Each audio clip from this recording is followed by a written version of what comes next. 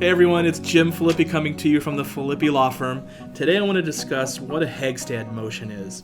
Now, I use that term because I'm a fancy lawyer when I use fancy terms, but really and truly all it is when you have a trust in place and you've, for whatever reason, forgot to put an asset into the trust. Whether it's a house you forgot to retitle into the trust, you know, that deed your attorney probably gave you to go record at the county recorder's office, you forgot to do that, or it's the bank account that you never retitled into the name of the trust, or a multitude of different things could happen where an asset doesn't end up in the trust estate. And so what happens is you know, that asset will fall into your probate estate and it'll have to go to the probate court.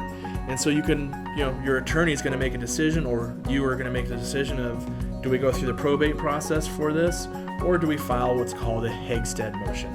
And what that really is just in a case that happened in years past where the same exact situation happened and an enterprising attorney said, hey, you know what, instead of going through the probate process, why don't we just get an order from the court? We just say, hey, send that asset that necessarily wasn't in the trust, but you know they intended it to be in the trust. Let's go ahead and get a order that says, oh yeah, it's in the trust. Seems logical, right? Well, the big issue with this is making sure that was your intention, that asset truly was intended to be in the trust. There's a lot of things you can do to make sure that happens.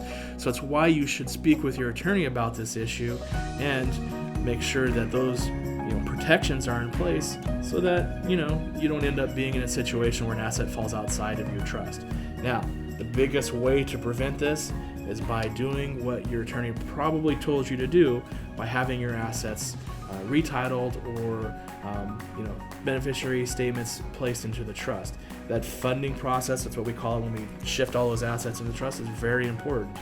Why spend all the money and the time to get a trust involved if you're not going to make it work the way it's supposed to? So the Heggstad motion's there to help you, but ultimately, like I said, prevention is far better than having to go through that process.